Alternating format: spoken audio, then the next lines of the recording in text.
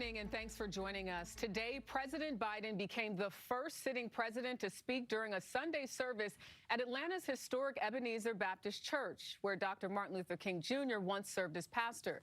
Speaking to parishioners, the president reiterated a theme he's called on before: redeeming the soul of America. A dream in which we all deserve liberty and justice. And it's still the task of our time to make that dream a reality, because it's not there yet. But in our nation's capital, the president faces a political nightmare. This weekend's disclosure that more classified documents had been found is powering Republican plans for investigations.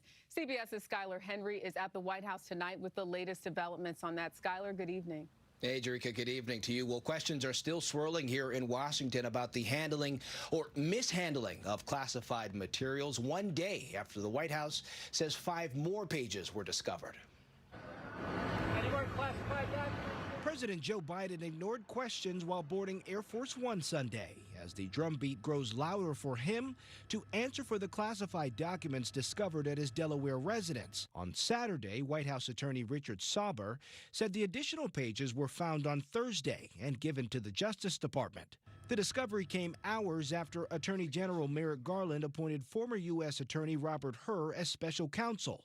White House officials maintain they're handling the legal matters by the book, but House Republicans have launched an investigation of their own into how this happened, asking the White House for visitor logs from the Wilmington residence and pouncing on what they call a double standard compared to the DOJ's probe into former President Trump. The hypocrisy here is great. We're very concerned about a lack of transparency. What's real concerning to me is how justice is applied, and is it applied equally? Democrats note while there are similarities in terms of the mishandling of documents, the scale and scope are different, in addition to the willingness of President Biden to turn over what was found. There was no effort to hold on to them, no effort to conceal them, no effort to obstruct the Justice Department's investigation. All of that is a very sharp contrast to Donald Trump's handling of the situation. Skyler Henry joins us from the White House. On another topic, Skyler, the U.S. is expected to hit its debt limit this Thursday. How will the White House and new Congress plan to address that threat? Yeah, well, Speaker McCarthy was asked about that earlier today. He said he was looking forward to negotiations with President Biden, but also renewed his calls to cut spending, which is a non-starter for this White House that said that the debt limit should be raised without conditions.